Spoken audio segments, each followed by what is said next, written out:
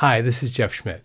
This video discusses 5 habits that are easy to develop, which will save you 5 hours a day or more in wasted time. This time can be used for more productive and enjoyable endeavors. Stick around to the end because the last one is a true time killer, and it's one that almost everybody does way too much of. Your brain is a wonderful thing, and it can solve many complex problems, but it also tends to be impulsive when it comes to everyday life.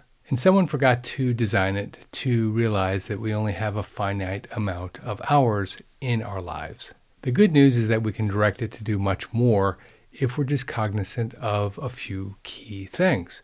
In fact, used effectively, that time can be directed to doing everything from making you a millionaire to enjoying the days, weeks, months, and years ahead thoroughly and completely.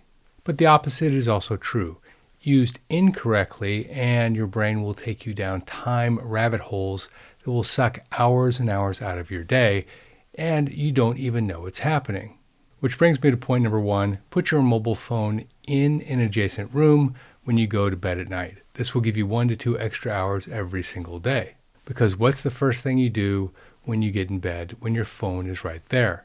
You reach for it, of course. But if you put it in an adjacent room, like a bathroom or the hallway even, it still serves the purpose of signaling you if there's an emergency, because you can hear it ringing, but you won't be tempted to grab it and start phone surfing. Studies have shown that having that phone next to your bed takes away between 1 and 1.5 hours of sleep time when you can just reach for it.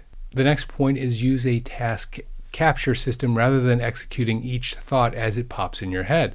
Have you ever had this happen to you? You have a busy morning ahead, and you know that you need, say, a new phone case, so you're going to just run to the store quickly and pick one up and come right back and help a family member or a friend with a project that they really need you to help them with. When you get to the store, you wander the aisles and you put things in your cart that you might need someday, but you leave and you actually forgot the reason you went there, the mobile phone case. As you head back home, you see the grocery store and realize you're out of coffee, so you pop in there, and 2 hours later, you emerge with a cart full of food for your home. When you finally arrive, you're greeted by an angry family member who's been waiting for you for over 2 hours. Why did this happen? This is because your brain thinks it's good at multitasking, but it really isn't.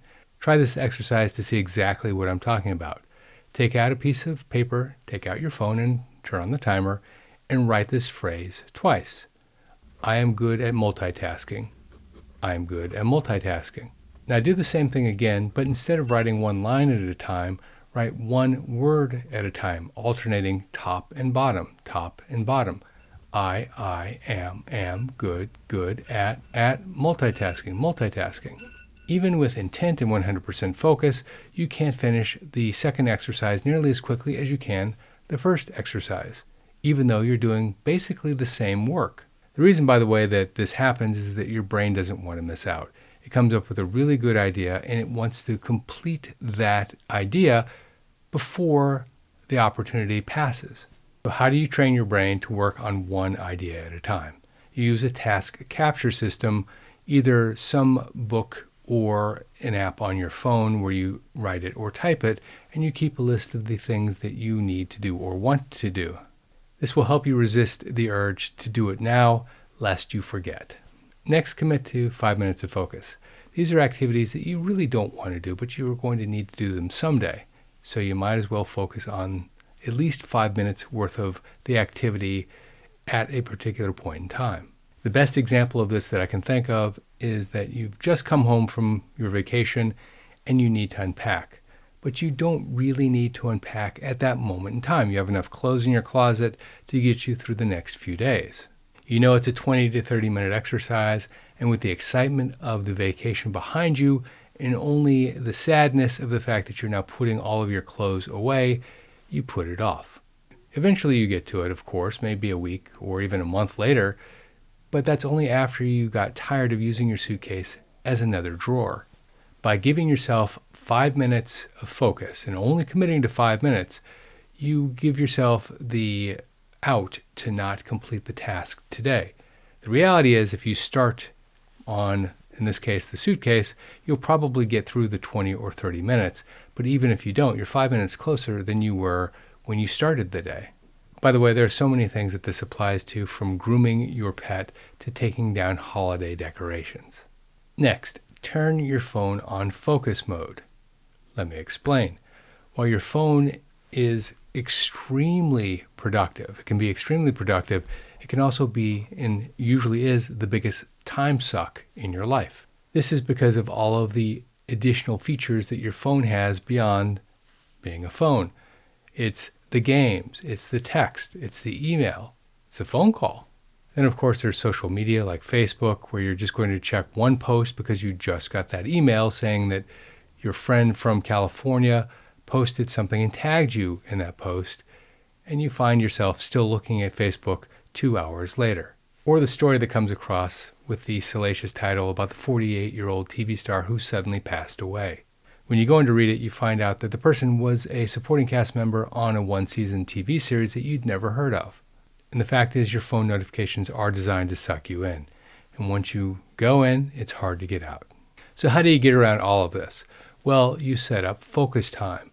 The iPhone, for example, has different types of focus. One is for sleep, one is for work, one's for driving, and you can, of course, customize it as well. Someone can break through, of course, particularly if it's an emergency, but it's pretty hard. Family members, for example, which are given special status, are warned that if they call twice, that the other person is on sleep mode, and that will actually wake them up. So it does have a self-policing feature, and if they do need to get a hold of you, they absolutely can. Finally, book your television time and stick to it. Here is a data point that you will find shocking. The average person between age 65 and 74 watches 4.25 hours of television per day. The average 15 to 19-year-old, in contrast, watches 1.96 hours per day. Those are 2022 numbers. They've actually gone up for the average 65 to 74-year-old since 2009 anyway, and they've gone down for the average 15 to 19-year-old, again since 2009. This is total TV time, which includes streaming, live, and internet, but a very small percentage of that number for this age group, 65 to 74, is internet. This means 25% of the average retiree's time is spent in front of the television.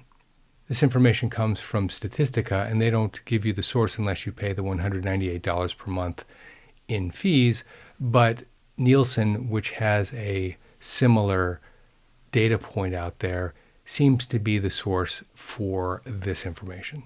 So use a service like YouTube TV. YouTube TV will allow you to favorite your show or your shows, whichever ones you like, and then you can go back and watch them at a time that's best for you. If you like this video, check out that video, 7 Things a Retiree Should Never Disclose. This is Jeff Schmidt. Thanks for watching.